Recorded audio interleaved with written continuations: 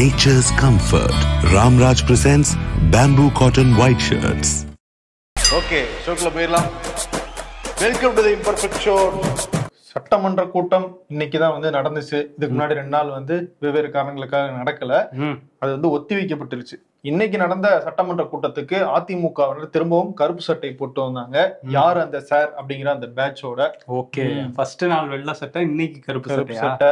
இது என்ன வித்தியாசமா இருக்கு? முத நாளே கருப்பு சட்டை போட்டு வந்திருக்கலாம். மறந்துட்டாங்க. ஐயோ, இதை மறந்துட்டேன். ஐயோ, ஆளுநர் ஏதாவது தப்பா நினைச்சுக்கிட்டாருன்னா? ஓஹோ, அதனாலயா? நமக்கு ஆளுநரே கருப்பு சஃபாரி சூட்ல தான் வந்தாரு. அதனால இன்னைக்கு போட்டு எதிர்ப்பு தெரிவிச்சிருக்காங்க திரும்பி. ஓகே, எதிர்ப்பு தெரிவிச்சாங்க. அந்த கருப்பு சட்டை போட்டிருந்தாலும் மாஸ்க் ஒண்ணு வாங்கியிருக்காங்க போல. அது வெள்ளை மாஸ்க்ல வாங்கிட்டு அதுல என்ன எழுதியிருக்காங்கன்னா, டங்ஸ்டன் தடுப்போம், மேலூர் காப்போம் அப்படின்னு சொல்லிட்டு அந்த மாஸ்க், இந்த இதுல பேட்ச். ஸோ இது ஒரு ட்ரெண்டா ஏன்னா போன இதுலயுமே கருப்பு சட்டையெல்லாம் போட்டு வந்தாங்க.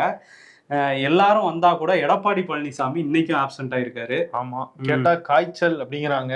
ஒருவேளை ஜுரம் வந்துருச்சு போல, அந்த ரைடு அதெல்லாம். அதுதான் அந்த ஜுரமா இல்ல அண்ணா நகர்ல இன்னொரு அதிமுக நிர்வாகி கைது பண்ணிருக்காங்க, அந்த ஜுரமா அப்படின்ற தெரியல. அதை பத்தி பின்னாடி பேசுவோம். ஆமா, ரெண்டை பத்தியுமே பின்னாடி பேசுவோம்.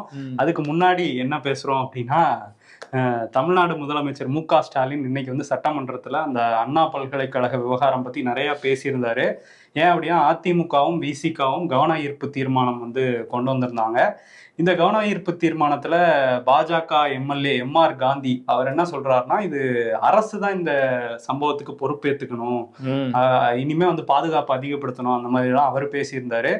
விசிகா எம்எல்ஏ சிந்தனை செல்வன் அவர் என்ன சொல்றாரு, ஆளுநர் தான் பொறுப்பேற்றுக்கணும், ஆளுநரோட ஆளுகைக்கு உட்பட்ட ஏரியாவை தான் இது நடந்திருக்கு. அப்படிங்கும்போது அவர் துணைவேந்தர்கள் நியமனத்திலையும் இன்னும் நிறைய பல்கலைக்கழகங்கள்ல இல்லை. ஸோ அங்க நிறைய பிரச்சனைகள் நடக்குது பல்கலைக்கழகங்களுக்குள்ள, இதுக்கு ஆளுநர் தான் பொறுப்பு அப்படின்னு சொல்லியிருந்தாரு.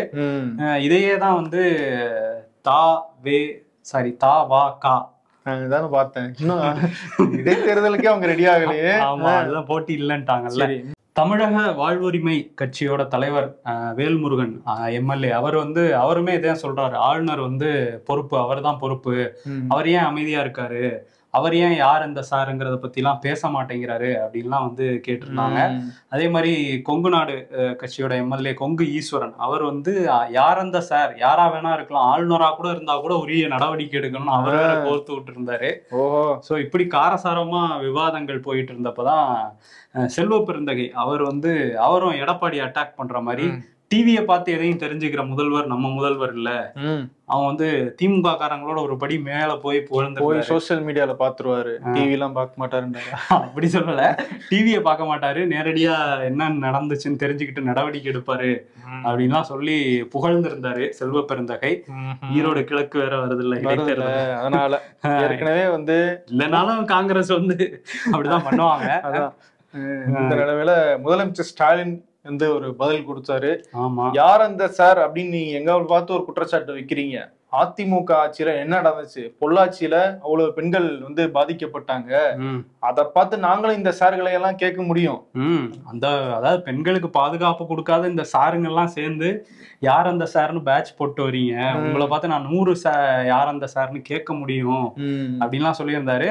பொல்லாத ஆட்சிக்கு பொள்ளாச்சியை சாட்சின்லாம் ரைமிங்கா தான் பேசியிருந்தாரு. ஆமா, அதே மாதிரி யார் அந்த சார்னு எல்லாம் எதிர்கட்சிகள்லாம் கேட்குறீங்க, யாராவது அதுக்கான ஆதாரம் இருந்தா கொடுங்க, கண்டிப்பா சிறப்பு புலனாய்வு குழு நடவடிக்கை எடுப்பாங்க அப்படின்னு சொல்றாங்க. ஸோ அது ஒரு சந்தேகமும் பொதுத்தளத்திலையும் இருக்கு. ரொம்ப நாளா யார் அந்த சாருன்னு சொல்றாங்க, பட் அதுக்கான எந்த ஆதாரமும் இல்ல. எனக்கு ஒரு சந்தேகம், அதை கண்டுபிடிக்க வேண்டியது போலீஸ் தானே? போலீஸ் தான், இவங்களே ஆதாரத்தை வெளியே கேட்கிறாங்க. இல்ல, போலீஸ் தான் அதுக்கு ஒரு பதில் சொல்றாங்கல்ல.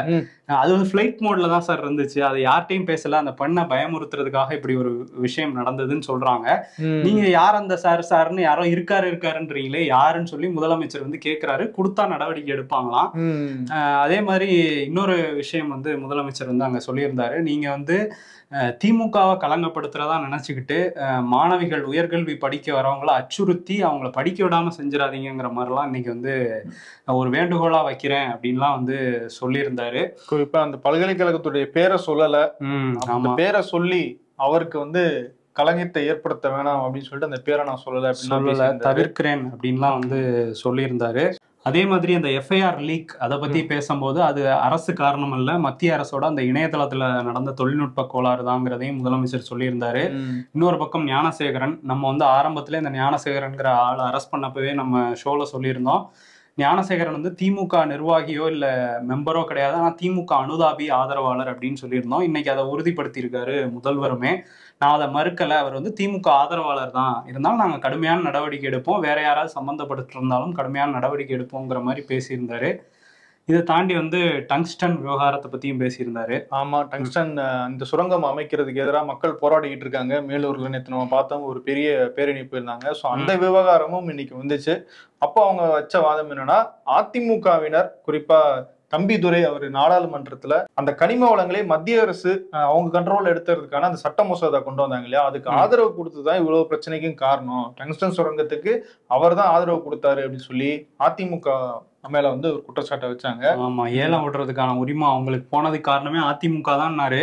ஆனா அந்த ப்ராசஸ் நடக்கும்போது 10 மாசம் நடந்துச்சு. அப்ப திமுக வந்து ஒரு எதிர்ப்பை கூட பதிவு செய்யலைங்கிறது. அந்த கூட்டத்துல எல்லாம் போய் பங்கேற்று இருக்காங்க, ஆனா எதிர்ப்பு தெரிவிக்கல அப்படின்றாங்க. இது எப்படி ஏத்துக்கிறதுன்றதும் நமக்கு தெரியல. இதை கேட்கறதுக்கு எடப்பாடி பழனிசாமி இங்க வருவாருன்னு பார்த்தா அவர் வந்து ஆப்சென்ட் ஆகிக்கிட்டு இருக்காரு, காய்ச்சல்ன்றாங்க. சரி, சரியாயிட்டு வரட்டும். இன்னொரு விஷயம் என்னன்னா, இந்த அதிமுக வந்து முதல் நாள் வந்தப்ப பதாகைகள்லாம் எடுத்துட்டு வந்தாங்கல்ல, அதை பத்தி முதல்வர் வந்து முறையிட்டாரு. யாருக்கிட்ட? சபாநாயகர் கிட்ட. இந்த மாதிரி எல்லாம் அதிமுக காரங்க பண்றாங்களே, இவங்களுக்கு என்ன தண்டனை கொடுக்க போறீங்க அப்படின்னா, இதை உரிமை மீறல் குழு வந்து விசாரிக்கும் அப்படின்னு சொல்லிட்டு சொன்னாரு சபாநாயகர். உடனே முதல்வரே எந்திரிச்சு, இல்ல வேணாம், அவங்க வந்து உறுதி அளிச்சுட்டாங்கன்னா, இனிமே பண்ண மாட்டோம்னு உறுதி அளிச்சுட்டாங்கன்னா இந்த விசாரணை எல்லாம் வேணாம் அப்படின்னு சொன்னோன்னா ரத்து பண்ணிட்டாரு சபாநாயகர். ஓகே சார், இனிமேல் நான் நல்ல பிள்ளையான நடத்துங்க சார் அப்படின்ற மாதிரி. இவரே வந்து என்ன நடவடிக்கை எடுப்பீங்கன்னு பொறுத்து விட்டு இல்ல வேணாம் அப்படின்னு சொல்லியிருக்காரு. ஆமா, ஏதோ டைம் பாஸ் பண்ணியிருக்காங்க போல இருக்கு. இப்போ ஒரு அரை மணி நேரம் இருக்கு டைம், என்ன பண்றது, சரி இதை பேசுவோம். வந்து அவரும் வந்து சபாநாயகரும் ஓகே நடவடிக்கை இல்லன்ட்டாரு. உரிமை மீறல்னு பேசும்போது இவங்க போன ஆட்சியில் அந்த குட்காவெல்லாம் உள்ள கொண்டு போனாங்கல்ல, அப்ப எங்க மேல உரிமை மீறல் வழக்கு போட்டீங்கல்ல அப்படின்னு தான் அந்த மறைமுகமா அவர் சுட்டி காட்டுறாரு. சட்டையெல்லாம் வேற கிழிச்சிங்கல்ல, அப்ப வேற ஆளுநரை போய் பார்த்தாங்கல்ல. ஆமா, அதெல்லாம் நடந்துச்சு. சரி, வந்து இன்னொரு விஷயம் என்ன, உதயநிதி ஸ்டாலின் அவர் வந்து என்ன சொல்லியிருந்தாருன்னா, மகளிர் உரிமை தொகை அதுவுமே வந்து புதுசா விண்ணப்பிச்சவங்களுக்கு 3 மாதத்துல வரும்னு இருக்காரு. தகுதி வாய்ந்தவங்களுக்கு வரும் அப்படின்னு நம்பலாம். ஆளுநர் RN ரவி சட்டமன்றத்துக்கு முதல் நாள் வந்தப்போ இந்த தேசிய கீதம் பாடப்படலன்னு சொல்லி அவர் கிளம்பி போயிட்டாரு. அதாவது முன்னாடி பாடப்படல, பின்னாடிதான் பாடினாங்கன்ட்டு அவரு கூட்டத்துல இருந்து கிளம்பி போயிட்டாரு. அது தொடர்பா வெளியே போய் அவர் ட்வீட் போட்டிருந்தாரு. ஆமா, அந்த ட்வீட் போட்டது வந்து சரி கிடையாது, அவையில் நடந்ததை பத்தி நீங்க எப்படி வெளியே போய் பேசுவீங்க அப்படிங்கிற மாதிரி இன்னைக்கு அவருக்கு ஒரு கண்டனம் வந்து கொண்டு வரப்பட்டுச்சு. அதுக்கு வந்து சபாநாயகரும் வந்து ஒப்புதல் கொடுத்தாரு. அது மட்டும் இல்ல, தேசிய கீதம் பத்தி கேட்கறதுக்கெல்லாம் ஆளுநருக்கு உரிமை கிடையாது, மரபை கட்டி காக்குறது, அதை ஃபாலோ பண்றது மட்டும்தான் அவருக்கு இருக்கிற ஜனநாயக கடமை அப்படின்னு வந்து பேசியிருக்காங்க. ஆமா, ஆளுநர் வந்து ஆனா அண்ணா யூனிவர்சிட்டி விவகாரத்தை பத்தி பேசவே மாட்டேங்கிறாரு. நீங்க சட்டமன்றத்திலாம் வேற அவர்கிட்ட கேட்கணும், அவர் தான் பொறுப்புன்னு சொல்லியிருக்காங்க. இதுக்கு ஏதாவது ட்வீட் போடுறாரான்னு பார்ப்போம். அதாவது இந்த அண்ணா யூனிவர்சிட்டி மேட்டரை தவிர்க்கிறதுக்காக ஆளுநர் பக்கம் திசை திருப்பினாங்கன்னு அதிமுக குற்றச்சாட்டு வைக்கிறாங்க. ஆளுநர் அந்த அண்ணா யூனிவர்சிட்டி மேட்டரை பத்தி பேசக்கூடாதுன்றதுனால தேசிய கீதத்தை கையில் எடுத்துதான் அவங்க சொல்றாங்க.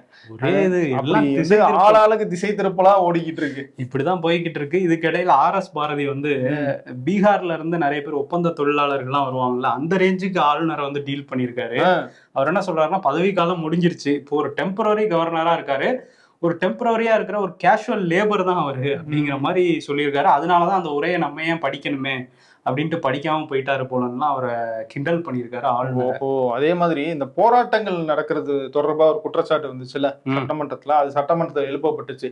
ஏன் வந்து கூட்டணி கட்சி போராட்டங்களுக்கும் அனுமதிக்க மாட்டீங்க, எதிர்கட்சி போராட்டத்துக்கும் அனுமதிக்க மாட்டீங்க அப்படின்னு கேட்கும்போது, முன் அனுமதி வாங்கணும் அப்படிங்கிறது எல்லாருக்குமே தெரிஞ்ச விதிதான். முன் அனுமதி வாங்காத போராட்டங்கள்ல வந்து நாங்க தடுத்து நிறுத்தி போலீஸ் வந்து கைது பண்ணிருக்காங்க.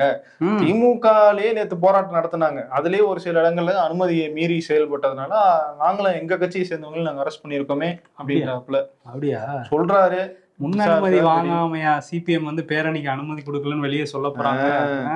திமுக கம்யூனிஸ்ட் உள்பட அந்த கூட்டணி கட்சிகள்லாம் இருக்கு இல்லையா, இந்த கூட்டணி அமைந்ததுக்கு கொள்கை தான் முக்கிய காரணம் அப்படின்னு சொல்லி எப்பயும் பேசுவாங்க.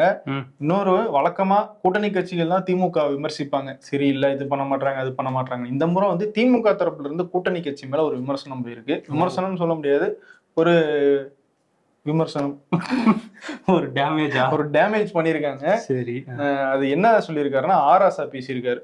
என்ன சொல்லியிருக்காருன்னா, கம்யூனிசம் அப்படிங்கிற தத்துவம் கொள்கை நல்லா இருக்கு, ஆனா அதை கையில எடுத்துட்டு வந்த தலைவர்கள் அவங்களுடைய சுயநலம் காரணமாக அந்த தத்துவம் வந்து பின்தங்கிருச்சு, அவங்களுடைய தலைவர்களை நம்பி போனா இப்படிதான் ஆகும் அப்படிங்கிற மாதிரி பேசிட்டாரு. இது உடனே வந்து சிபிஎம் கட்சி சார்பில் வந்து ஒரு கொந்தளிப்பு ஏற்படுத்திருச்சு. ஒருவேளை தமிழ்நாட்டுல அறிவிக்கப்படாத எமர்ஜென்சின்னு கே பாலகிருஷ்ணன் சொன்னதுக்கு இந்த மாதிரி ஒண்ணு சுயநலவாதிகள் சொல்றாரா என்னன்னு தெரியல. ஆனா இதெல்லாம் பார்க்கும்போது அப்படியே தெரியுது. சரி, அவர் சொல்லிட்டு போனதுக்கு நான் என்ன பண்ணுவேன்ற மாதிரி பே சண்முகம் இப்பதான் வந்து பதவி ஏற்றிருக்காரு மாநில செயலாளரா. அவர் என்ன சொல்றாருன்னா, நீர்த்து போயிருச்சுன்னா ஆராசா பேசுறாரு. எங்க நீர்த்து போயிருச்சு, மக்களோட நாங்க களத்துல நின்று போராடிட்டு தான் இருக்கோம், அது மக்களுக்கு தெரியும் அப்படின்னு சொல்லிட்டு ஒரு எக்ஸாம்பிள் சொல்ல வந்தார். அப்ப பத்தி நான் பேசணும்னா, சரி வேணாம் விடுங்க, எதுக்கு பேசிக்கிட்டு அப்புறம் திரும்பி கூட்டணிக்குள்ள சர்ச்சையான ஏதாவது கேட்பீங்கன்ற மாதிரி அவர் நிறுத்திட்டாரு. அதோட ஓகே, நிறுத்திட்டாரு. இன்னொன்னு வந்து அவர் முழுமையா பேசினதை நாங்க இன்னும் பார்க்கல, பார்த்துட்டு உரிய பதில் கொடுப்போம் அப்படின்லாம் வந்து சொல்லியிருந்தாரு பே சண்முகம். ஓகே, இந்த பிரச்சனை ஒரு பக்கம் இருக்கட்டும். இன்னொரு பக்கம் கூட்டணிக்குள்ள என்ன பிரச்சனை அப்படின்னா, யாருக்கு ஈரோடு கிழக்கு சீட் அப்படிங்கிறதுல ஒரு பிரச்சனை போயிட்டு இருக்கு. ஆனா வந்து மோஸ்ட்லி காங்கிரஸ்க்கு கொடுத்துருவாரு முதலமைச்சர், அதாவது திமுக தலைவர் ஸ்டாலின் அப்படிங்கிறது தான் தெரிய வருது. அதுல ஏற்கனவே EVK இளங்கோவனோட இரண்டாவது மகன் சஞ்சய் சம்பத், அவர் தான் போன வாட்டியே போட்டியிட வேண்டியது, ஆனா விருப்பம் இல்லைன்னு சொன்னதுனாலதான் EVK இளங்கோவன் போட்டிட்டாரு. இப்ப அவருக்கே கொடுக்கணும்னு ஈரோடு காங்கிரஸ்குள்ள ஒரு தீர்மானம் நிறைவேற்றி அவங்க வந்து சஞ்சய் சம்பத்துக்குன்னு சொன்னோம்னா கட்சிக்குள்ளே வெடிச்சிருக்காங்க. ஒரே குடும்பத்துக்கே 3 முறை சீட்டு கொடுப்பீங்களா, இதெல்லாம் நியாயம் இல்லை அப்படின்னு சொல்லிட்டு உள்ள கட்சிக்குள்ள சில பேர் வந்து கொந்தளிச்சிருக்காங்க. இதுக்கு நடுவுல தான் செல்வ பெருந்தகையோட ஆதரவாளர் மக்கள் ராஜன் அவர் வந்து எனக்கு சீட்டு வேணும்னு கேட்டிருக்காராம். அதே மாதிரி இன்னொரு காங்கிரஸ் நிர்வாகி EB ரவி அவரும் வந்து எனக்கு சீட்டு வேணும் அப்படின்லாம் கேட்கிறாராம். இதுக்கிடையில திமுகல இருந்து ஈரோடு திமுகல என்ன ஃபீல் பண்றாங்கன்னா, காங்கிரஸ்க்கே நம்ம ஏன் செலவு பண்ணி ஜெயிக்க வைக்கணும், போன வாட்டிலாம் பெரிய பட்ஜெட் படத்தோட அதிகமா செலவு பண்ணோம், சீட்டை புடிச்சு உட்காந்துக்கிறாங்களே தவிர எந்திரிச்சு வேலை பார்க்க மாட்டாங்க அப்படிங்கிறது திமுக தரப்பு குற்றச்சாட்டா இருக்கு. ஆமா, அதுலயும் 2 பேர் கொள்கை பரப்பு துணை செயலாளர் சந்திரகுமாரும் மாவட்ட துணை செயலாளர் செந்தில்குமாரும் சீட்டு வேணும்னு ட்ரை பண்ணிட்டு இருக்காங்களாம். பாப்போம், பொறுத்திருந்து யாருக்கு கிடைக்குதுன்னு. ஓகே, சென்னை அண்ணா நகர்ல சிறுமி பாலியல் வன்கொடுமை செய்யப்பட்ட வழக்கு வந்து விசாரணையில இருக்கு. அந்த வழக்குல இன்னைக்கு அதிமுகவினுடைய வட்ட செயலாளர் சுதாகர் அப்படிங்கிறவரும் காவல் ஆய்வாளர் ராஜி அப்படிங்கிறவங்களும் வந்து கைது செய்யப்பட்டிருக்காங்க. இவங்க அந்த குற்றவாளிகளுக்கு இவங்க உடந்தையாக அவங்களை பாதுகாத்துக்கிட்டு இருந்திருக்காங்க அப்படிங்கிற குற்றச்சாட்டின் பேர்ல இவங்களை வந்து கைது பண்ணியிருக்காங்க போலீஸ். இதுல வந்து கடுமையான தண்டனை கிடைக்கணும். ஏன்னா குழந்தைகள் பெண்களுக்கு எதிரான குற்றத்துலலாம் இன்னும் கடுமையான தண்டனைகள் வழங்கப்படும் போது தான் அதெல்லாம் வந்து ஸ்டாப் ஆகும் ஒரு கட்டத்துல. அதே மாதிரி அந்த அதிமுகவோட நிர்வாகியை வந்து கட்சியில இருந்து நீக்கி இருக்காங்க. ஆமா, தலைமை அதாவது வழக்கம் போல அவரும் வந்து எடப்பாடி பழனிசாமியோட இருக்கிற அந்த போட்டோ வந்து வெளியெடுத்து இப்ப திமுக காரங்க போட்டுக்கிட்டு இருக்காங்க. பாத்தீங்களா, எங்களை சொன்னீங்களே, இவரும் வந்து உங்க கட்சி தலைவரோடய வந்து டைரக்டா வந்து போஸ்ட் போட்டிருக்காரு, அப்படி இருக்கும்போது என்ன நடவடிக்கை போறீங்க, யார் அந்த சார்னு இவங்க வந்து அவங்கள பார்த்து கேட்டுக்கிட்டு இருக்காங்க. ஆனா இதுல ஒரு விஷயம் என்னன்னா, மாறி மாறி இந்த மாதிரி விஷயங்கள் அடிச்சுக்காம பெண்கள் பாதுகாப்பை முன்னேற்றது என்ன பண்ணணுமோ அதை பண்ணாங்கன்னா நல்லா இருக்கும் அதிமுகவும் திமுகவும்.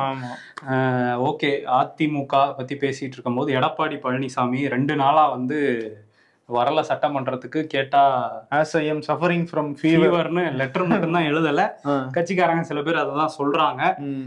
ஆனா வந்து அந்த ரைடு அப்படிங்கிறது நம்ம நேரத்தே சொல்லியிருந்தோம், நெருங்கிய உறவினர், அதாவது சம்பந்தியோட சம்பந்திங்கிற மாதிரி சொல்றாங்க. ராமலிங்கம் அவர் வீட்டுல தான் ஈரோடு ஒட்டி உள்ள அந்த பகுதிகளில் ரைடு வந்து போயிட்டு இருக்கு, ஐடி ரைடு. இது 2வது நாளா இன்னைக்கும் தொடர்ந்துகிட்டு இருக்கு. ராமலிங்கத்துக்கு தொடர்புடைய வீடு, அலுவலகம் எல்லா இடத்துலையும் போயிட்டு இருக்கு. RCCLங்கிற நிறுவனத்திலையும் ரைட் போயிட்டு இருக்கு. ஸோ ஆவணங்கள் வசமா சிக்குனா எடப்பாடிக்கே ஒரு பெரிய சிக்கல் தான் அப்படின்லாம் சொல்றாங்க. ஓஹோ, இடைத்தேர்தல் வேற வருது, ஈரோட்ல தான் வருது. அந்த டைம்ல ஈரோட்ல ரைடு அப்படின்னா நமக்கு ஒரு சந்தேகம், கணக்கு போட வேண்டியதா இருக்கு. நம்ம ஈரோடு கிழக்கு என்ன மேட்ரு, எதுக்கு அதிமுக சுத்தி வளைக்கிறாங்க மத்தியில இருந்துங்கிற டவுட்டு கட்சிக்காரங்களுக்கே இருக்கான். ஓகே. தமிழ்நாட்டில இருந்து இஸ்ரோ விண்வெளி மையத்துக்கு போய் விண்ணை தொட்ட தமிழர்கள் நிறைய பேர் இருக்காங்க. அந்த வரிசையில இன்னைக்கு வந்து இஸ்ரோ தலைவராக வி நாராயணன் அவர் வந்து மத்திய அரசு தேர்ந்தெடுத்திருக்காங்க. 14ஆம் தேதியிலிருந்து சோம்நாத்தோட பதவிக்காலம் முடிகிறதுனால இனிமே நாராயணன் தான் வந்து அங்க தலைவராக இருக்க போறாரு. இவர் கன்னியாகுமரி மாவட்டம் ஒரு சின்ன கிராமத்துல பிறந்து எளிய குடும்ப பின்னணியில தான் இருந்து வந்திருக்காரு. அரசு பள்ளியில படிச்சதா சொல்றாங்க. 40 ஆண்டு காலமா இஸ்ரோல விண்வெளி ஆராய்ச்சியில வந்து ஈடுபட்டு இருக்காரு. இன்னைக்கு வந்து தலைவர் பதவி அப்படிங்கிற வரையும் அவர் அடைஞ்சிருக்காரு. தமிழர்களுக்கும் இந்த விண்வெளி ஆராய்ச்சி விஞ்ஞானிகளா வந்து நிறைய தமிழர்கள் இருந்திருக்காங்க. மயில்சாமி அண்ணாதுரையில ஆரம்பிச்சு வனிதா முத்தையா, வீரமுத்துவேல், சிவன், அப்புறம் வந்து அந்த வரிசையில இன்னைக்கு நாராயணனும் வந்து நமக்கு பெருமை சேர்த்திருக்காரு. கண்டிப்பா முதல்வர், பிரதமர் எல்லாரும் வாழ்த்துக்களை தெரிவிச்சிட்டு இருக்காங்க. நம்மளும் வந்து வாழ்த்துக்களை தெரிவிச்சுக்கலாம். தொடர்ந்து அரசு பள்ளியில இருந்து இந்த மாதிரியான பெரிய ஆட்கள் வர்றது அப்படிங்கிறது மாணவர்களுக்கு பெரிய ஒரு மோட்டிவேஷனா இருக்கும். அது எல்லாருக்கும் நம்மளும் வந்து எடுத்து சொல்லணும். ஆமா, கண்டிப்பா. தமிழ்நாட்டு அரசு பள்ளி வந்து தரம் நல்லா இருந்திருக்கு, இன்னும் மேம்படணுங்கிறது தமிழ்நாடு அரசுக்கே அதை எடுத்து சொல்லணும். இங்க இருந்துதான் இவங்க எல்லாம் வந்தாங்க, அதனால கொஞ்சம் பார்த்து நடத்துங்க அப்படின்னு சொல்லி. ஆமா. அதே மாதிரி இஸ்ரோ இன்னொரு சாதனையும் பண்ணிருக்காங்க. விண்வெளியில காராமணியை வந்து முளைக்க வச்சிருக்காங்க. அப்படியா? ஆமா. PSLV C60 ஏவுகணை வந்து சமீபத்துல பண்ணாங்க. அதுல ஒரு சோதனையா இந்த சோதனையும் மேற்கொள்ளப்பட்டுச்சு. அங்க காராமணி விளையறதுக்கான ஏற்ப சூழல்லையா வந்து ஆர்டிபிஷியலா உருவாக்கி அங்க எப்படி விளைவிக்க முடியும்ன்றது கண்டுபிடிச்சிருக்காங்க. சோ இது கண்டுபிடிச்சாங்கன்னா என்ன ஆகும்னா, இதுக்கப்புறம் ஸ்பேஸ் ரிசர்ச்சுக்கெல்லாம் பல நாட்கள் பல ஆண்டுகள்லாம் இருந்து பண்றதுக்கான ஏற்பாடுகள்லாம் பண்ணணும்னா அங்கேயே விவசாயம் பண்ணி சாப்பிட்டுக்கலாம் அப்படிங்கிறதுக்காக இந்த முயற்சி வந்து தொடங்கப்பட்டிருக்கான். ஒரே நாடு ஒரே தேர்தல் அந்த மசோதாவை கொண்டு வந்தாங்க. ஒரு மிகப்பெரிய ஃபெயிலியர் தான் பிஜேபி கவர்மெண்ட்டுக்கு நாடாளுமன்றத்துல. ஏன்னா பாஸ் பண்ண முடியல. அந்த ஆமா, பிஜேபில இருந்தே நிறைய பேர் ஓட்டு போடுறதுக்கு வரல, எஸ்கேப் ஆயிட்டாங்க. 20 பேர் மேல நடவடிக்கை எடுக்க போறாங்க அப்படி இப்படின்னாங்க. ஒரு நடவடிக்கையும் போறையும் பண்ண மாதிரி தெரியல. ஆமா, எப்படியும் அவங்க வந்திருந்தாலும் ஃபெயிலியர் தானே ஆயிருக்கும் அப்படின்லாம் சொல்லியிருப்பாங்க போல, விட்டுட்டாங்க. இப்ப என்னன்னா அந்த கூட்டுக்குழு இதுக்கு அனுப்பிச்சிருக்காங்கல்ல பரிந்துரைக்கு, இன்னைக்குதான் வந்து கூடுது முதல் கூட்டம். இன்னைக்கு அதை பத்தின இந்த ஒரே நாடு ஒரே தேர்தல் பத்தின விவரங்களை சட்ட வல்லுநர்கள் அதுல உள்ள மெம்பர்ஸுக்கு வந்து எடுத்து சொல்லுவாங்க அப்படின்னா சொல்லியிருக்காங்க. இன்னொரு பக்கம் வந்து கேரளால வந்து 2005 ஒரு அரசியல் கொலை வந்து படுகொலை நிகழ்ந்தது. சிபிஎம் கட்சியை சேர்ந்த ரிஜித் சங்கரன் அப்படிங்கிறவரு படுகொலை செய்யப்பட்டாரு. இந்த வழக்குல பாஜகவாக அங்க வேலை செய்து கொண்டிருந்த 9 RSSகாரர்கள் வந்து அரெஸ்ட் பண்ணப்பட்டாங்க. அவங்கள வந்து 9 பேருக்கும் இன்னைக்கு மாவட்ட நீதிமன்றம் ஆயுள் தண்டனை வந்து விதிச்சிருக்காங்க. கிட்டத்தட்ட 19 ஆண்டுகள் கழிச்சு இந்த தண்டனை வந்து வெளியாயிருக்கு. இப்போ 9 பேரும் போறாங்க. அப்பீல் போகலாம் இருந்தா கூட இந்த வழக்கு வந்து அங்க பரபரப்பா மாறி இருக்கு. வருண், கனடாவினுடைய பிரதமர் பதவியை ராஜினாமா பண்றதா ஜஸ்டின் ட்ரூடோ சொல்லிட்டாரு. ஆமா, அடுத்து யார் வர வாய்ப்பு இருக்கு? அடுத்து யார் வரனா, அங்கேயும் தமிழ் வம்சாவளியில இருந்து ஒரு பேர் வந்து வந்திருக்கு. எல்லா நாட்டிலையும் நம்ம தமிழ் வம்சாவளியை சேர்ந்தவங்க போய் அதுல வந்து பெரிய பொறுப்பு, எல்லா அரசியல் பொறுப்பு வரையும் வந்திருக்காங்க. அந்த மாதிரிதான் அனிதா ஆனந்த் அப்படிங்கிறவங்க வந்து, அவங்க அப்பா ஆனந்த் வந்து தமிழ்நாட்டை சேர்ந்தவர், சென்னையை சேர்ந்தவர்னு சொல்றாங்க. அவங்க அம்மா வந்து பஞ்சாபை சேர்ந்தவங்க. இந்திய வம்சாவளியை சேர்ந்த அனிதா ஆனந்த் வந்து இப்ப போக்குவரத்து துறை அமைச்சரா இருக்காங்க. 2021 ட்ரூடோ அமைச்சரவையில இடம்பெற்றிருந்தாங்க. பாதுகாப்புத்துறை அமைச்சராகவே இருந்திருக்காங்க. ஸோ அவங்க இந்த ரேஸ்ல இருக்காங்க. அவங்கள தாண்டி துணை பிரதமரா இருந்த கிறிஸ்டியா ஃப்ரீலாண்ட், அதுக்கப்புறம் வந்து மார்க் கார்னேன்னு சொல்லி ஒரு 4-5 பேர் அந்த ரேஸ்ல இருக்காங்க. ஸோ அந்த லிபரல் கட்சி தேர்தலில் இவங்க ஜெயிச்சாங்கன்னா இவங்க இந்த டேர்ம் முடிகிறதுக்குள்ள இதெல்லாம் நடந்து முடிஞ்சுன்னா இவங்க பிரதமராக கூட வரலாம்னு சொல்றாங்க. ஓஹோ, ஸோ வெயிட் பண்ணி தான் பார்க்கணும். அப்போ இன்னொரு நாட்டினுடைய முன்னணி பதவிக்கு வராங்களா ஒரு இந்தியர் அப்படின்றத. அதே மாதிரி கனடா பிரதமர் ராஜினாமா பண்ண உடனே ட்ரம்ப் என்ன சொல்லியிருந்தாருன்னா, யோசிச்சு பாருங்க, கனடாவை நம்ம ஒரு 51வது மாநிலமா அமெரிக்காவோட இணைஞ்சிக்கிட்டோம்னா டாக்ஸ் எல்லாம் இல்ல, விலைவாசி குறைஞ்சிரும், ஜாலியா இருக்கலாம் நம்ம வாட்டுக்கு அப்படின்னு ஒரு ட்வீட்டை போட்டிருந்தாரு. இதேதான் அப்ப இல்லைன்னு சொல்றாரு. கிரீன்லாண்டை வாங்கணுங்கிறாரு, கனடாவை வாங்கணுங்கிறாரு, மெக்சிகோவை இணைச்சுக்கிறோங்கிறாரு, இப்ப கனடாவை இணைச்சுக்கிறோம். இந்த சின்ன பசங்களை இந்த பிசினஸ்னு ஒரு கேம் விளையாடுவாங்க, அந்த மாதிரி நினைச்சுக்கிட்டு இருக்காரா என்னன்னு தெரியல. அப்படி போய்கிட்டு இருக்கு. அதான் ஜஸ்டின் ட்ரூடோ இன்னைக்கு சொல்லிட்டாரு, எக்காரணம் கொண்டும் நீங்க நினைக்கிறது நடக்கவே நடக்காது. 2 நாட்டுகளுக்கும் இடையில மக்கள் பயன்படுறாங்க 2 நாட்டு வர்த்தகத்தால, அவங்களுக்கு எந்த பாதிப்பு வராம பாத்துக்கணும் அப்படிங்கிறது அவருடைய கருத்தா இருக்கு.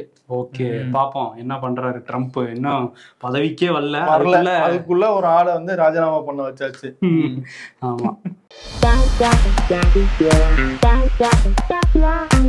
இந்த வருஷமாவது ஏதாவது நல்லது நடக்குதான்னு பார்ப்போம்.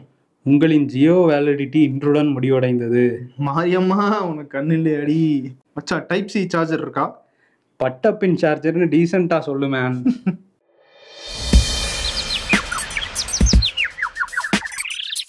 இப்படி எப்ப பார்த்தாலும் மீம்ஸ் போட்டுட்டே இருக்கீங்களே, வேற வேலை இல்லையா? அதுக்கும் ஒரு மீம்ஸ் வச்சிருக்கேன். இபிஎஸ் உறவினர் நிறுவனம் உட்பட 26 இடங்களில் ஐடி ரெய்டு. ஈரோடு கிழக்கு இடைத்தேர்தலில் அதிமுக போட்டியிடாது என்ற அறிவிப்பு வரும் வரை ரெய்டு தொடருமோ? அரசியல்ல இதெல்லாம் சாதாரணமாப்பா. விருதுக்கு போயிருவோமா? போயிடலாம். யாரு கொடுப்போம்? யாரு இன்னைக்கு சட்டமன்றத்துல எதிர்கட்சிகளுக்கும் முதலமைச்சருக்கும் ஒரு வார் வந்து போச்சு. எதிர்கட்சி தலைவர் வல்லனா கூட பாய்ஸ் அனுப்பிச்சு வச்சிருந்தாரு. அவங்க வந்து டஃப் கொடுத்துட்டு இருந்தாங்க. ஆர்பி உதயகுமார்லாம் வந்து அவர் வந்து நிறைய பொய்கள் தான் சொல்றாங்க, திமுகலாம் வந்து வெளியே பேசியிருந்தாரு. ஆமா, கொஞ்ச நேரத்திலேயே அவங்க சட்டமன்றத்துல இருந்து கிளம்பி போயிட்டாங்க. கடந்த 4 வருஷமா இப்படிதான் நடந்துகிட்டு இருக்கு. அதுதான் திமுக இப்படிதான் வெளிநடப்பு பண்ணிட்டு இருந்தாங்க, இவங்களும் பண்றாங்க. வெளியே வந்து பிரஸ் மீட்ல ஆர்பி உதயகுமார் வந்து கொந்தளிச்சுட்டு இருந்தாரு. சரி, ஓகே, இவங்க 2 பேரும் வந்து இப்ப இந்த சார் மேட்டரை வச்சு இவங்க யார் அந்த சார்னு கேட்டாங்க. இப்ப இந்த அதிமுக நிர்வாகி ஒருத்தர் வந்து பாலியல் வழக்குல இவன் தான் அந்த சார்லாம் ட்ரெண்ட் பண்றாங்க சோசியல் மீடியால. ஸோ இதெல்லாம் விட்டுட்டு மக்கள் பிரச்சனைகளை அதுக்கான முன்னெடுப்பு நடவடிக்கைகளை எடுக்கணும் அப்படிங்கிறதா மக்கள் நினைக்கிறாங்க. ஆக்கப்பூர்வமாக பாதிக்கப்பட்டவங்களுக்கு ஒரு நீதி வாங்கி தரணும், அதுல எந்த மாற்றமும் கிடையாது. ஆனா அதை வந்து வேற வகையில அரசியல் காரணங்களை திசை திருப்பி போறது அப்படிங்கறத ஏத்துக்க முடியாது. அதனால இதுக்கெல்லாம் ஒரு எண்டு இல்லையா சார்ங்கிற மாதிரி மக்களுக்கு கேட்க தோணும். அதனால இந்த விருதை முதலமைச்சர் ஸ்டாலினுக்கும் எதிர்க்கட்சி தலைவர் எடப்பாடி பழனிசாமிக்கும் இதுக்கு இல்லையா சார் ஒரு எண்டு விருதை கொடுத்துட்டு கிளம்புவோம். நன்றி. Nature's Comfort. Ramraj presents Bamboo Cotton White Shirts.